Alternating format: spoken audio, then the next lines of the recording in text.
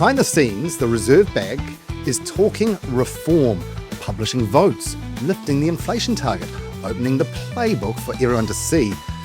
It's like finally miking up the ref at Eden Park, but the stakes are massive. More transparency could flip the scoreboard for investors, borrowers, and the whole housing market. Kelly Eckhold, Chief Economist at Westpac, is here to tell us if this is real reform or just another committee that goes nowhere. He's next. Financial freedom faster.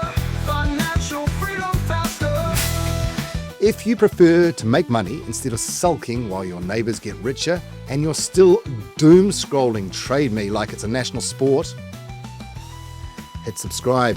In 2025, this is where more Kiwis get their property smarts than anywhere else. Get ahead of the pack before your mates twig and leave you behind. Kelly, is this reform talk the equivalent of finally showing the replay screen to the crowd, or just theatre for the fans? Well, I think some of the things that we talked about in terms of the transparency reforms are things that are firmly on the Reserve Bank and the Minister of Finance's agenda. So an example of that is the introduction of an extra meeting into the Reserve Bank calendar in January. That's something that the Finance Minister has been very vocal about.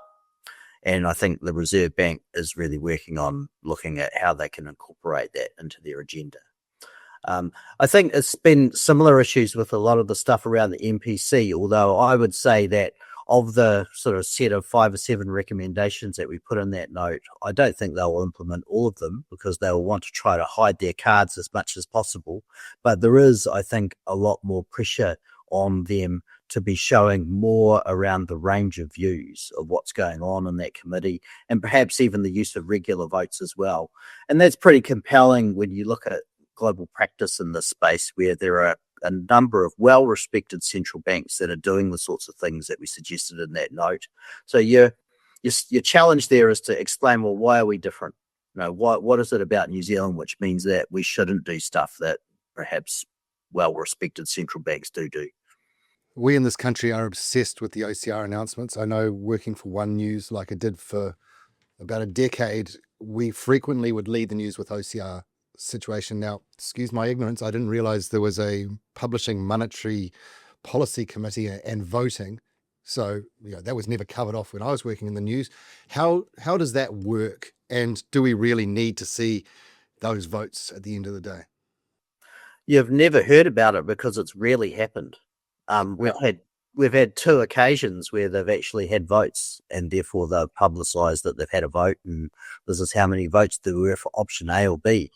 But that doesn't mean that through the last 10 or 20 years that there haven't been disagreements among the committee about what to do. How many are on the committee? Like, this is news to me. Like, I thought I knew stuff, but clearly I'm an ignoramus. Yeah, well, so there's 3 external members and then 4 people from inside the Reserve Bank on the committee. So they all get a perspective. Since in the last few years, they've actually had to do it by consensus, which means that it's not just the governor deciding what the interest rate is. They actually have to come to a group decision about what to do. So at least implicitly, they're having some kind of vote there, because that's how you work out amongst any group exactly what to do. It's just that most of the time they talk around their differences, and then they present to us the consensus decision. But it might have been the case that for any decision there were 2 people who thought that actually they should have done something different with the outlook, and a couple of people that thought the other way, but we don't necessarily hear very much about that, aside from a bit of write-up in their statement of meeting where they sort of canvass a few of the different thoughts that people have had.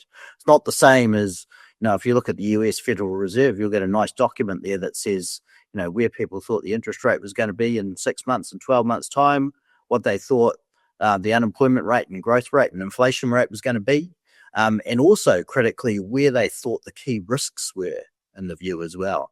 Because if you know those sort of things, you can actually make a much better educated guess about how the outlook's going to shift as the data comes in. So help me out here. You're teaching me a few things. So when Don Brash was Reserve Bank governor, the greatest Reserve Bank governor we had 14 years, and say Alan Bollard was Reserve Bank governor, he made the decisions and the buck stopped with him. But now we have committee. That's right. Yeah.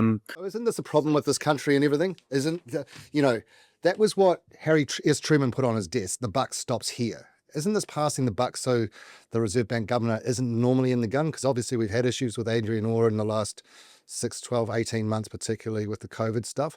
It seems like it's just arse covering.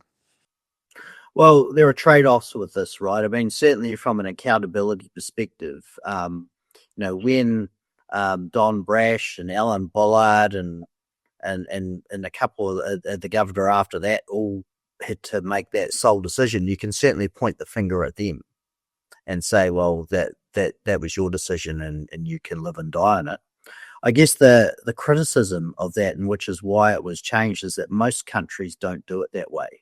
Most countries actually have a committee where they pull together some expertise and get a wider range of views on what to do with rates and the outlook. And that's seen as being a relatively robust way of doing things because, an individual can have the wrong perspective on some things. It is useful to kind of like have a group of people to give an input and decision. But the buck stops there, and we've had Reserve Bank governors who've done it really, really well. Like it's, I'm taking off tangent a little bit, but the rest of the world doesn't have our MMP system except for Germany, but we thought it was a good idea. It doesn't make sense that if it ain't broke, don't fix it. Yeah, well, given where we are now with the committee, I think the challenge we have is we don't really know what people were really advocating, and therefore you can't really hold anybody to account because you've got a group decision. So that's why, a few of these major central banks, for a start off, they have a vote. So you can see, well, what were they choosing between? And they'll say how many people voted for option A and option B. And a couple of them will actually say who voted for what. And there you can very easily work out, who was arguing for what. And if you want to hold people accountable for that, you can do that down the track, I suppose. But at least for the rest of us, we can better understand why they're doing what they're doing. And I think that's my bigger point here, is that we really need to have a better understanding about why they're doing what they're doing and try to make a better assessment of how that might change as we go through time. Because there have been a couple of occasions in the last year where there have been relatively unexplainable lurches in policy settings. And some of those lurches I don't think are very desirable. Yeah, well, like even our conversation today, it could be smarter policy or just material for commentators like us to argue over. But is greater transparency actually going to keep the Reserve Bank accountable, or is it just going to create more noise and confusion, which I think it might? Could be. I mean, what you'll probably learn is that there isn't one single view on all issues at all times. So there'll be certainly more debate around that. But I would argue that that is just life. In fact, I would be quite worried, I think, if that you found it was just groupthink around the committee, because then you could argue, well, I mean, if everybody's got the same view, then what is the value of the committee? Exactly. For investors, does reform mean a clearer read on the future or more uncertainty? I think it may actually provide for a clearer read on the future. A couple of examples could be quite useful to quote. Like, remember back in May last year, the Reserve Bank came out with a very hawkish perspective, said that they weren't going to start cutting rates until August this year, and actually said that there was even a chance that they might have to raise rates. Now, they went ahead and actually cut rates just 3 months later. And they say to us that, well, if you had have looked carefully at the sorts of things we were writing, you might have reasonably guessed that that would be what would happen. And that was, I think, quite incredulous, I think, to most market participants at the time. But if they're right, if you had have had a little bit more detail on what they were thinking and the sorts of risks that they were balancing up back in May, we might have been able to look at that decision and say, well, I mean, okay, they're talking about the possibility that rates go up, but it seems pretty unlikely based off the fact that there could have been 2 or 3 people arguing for a very different perspective. But we didn't learn any of that by looking at what they provided to us back then. And some of those outcomes are important, I think, for people making decisions in their own personal finances and also businesses when they're hiring staff. I would argue that there could have been some businesses after May last year who just gave up and started to lay off staff because they just thought, well, we can't wait until August 2025 for the first rate cut. We just have to do something now.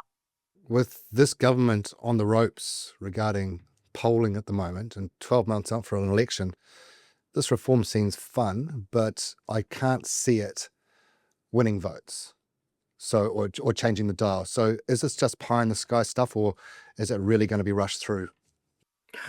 Oh, I don't think that this is necessarily a big vote winner for the government as such. It's possibly something they could be presented as saying that we're just improving the operation of the Reserve Bank at the margin. But I think for the big ticket kind of political items, we're not really looking at things here that are going to matter that much in that regard. So realistically, when's this reform going to happen? If is this just like what I've said before, creating noise for commentators like us to argue about? Well, I mean, the reason we wrote that note is that we've had some strong signs that the new Reserve Bank governor will be announced in the next few weeks. And most of these sorts of reforms would be things that you would expect a new governor to be critically involved in, because that new governor would have to be talking to the Minister of Finance about implementing quite a few of them, as well as their other colleagues on the Monetary Policy Committee. So, what are we talking about in timeframes? I don't think it's the next 2 or 3 months. It's probably next year sometime, except maybe for that issue about adding this extra Monetary Policy Committee meeting in January, which is something that the minister's been talking about for a while. And the Reserve Bank would normally start announcing their dates for when the OCR reviews were going to occur after the middle of next year. They will probably make that announcement soon. So maybe we'll hear something about that in the next month or 2. Great insights, great value again talking to us today. Chief Economist at Westpac, Eckhold, thank you for your time. Thank you.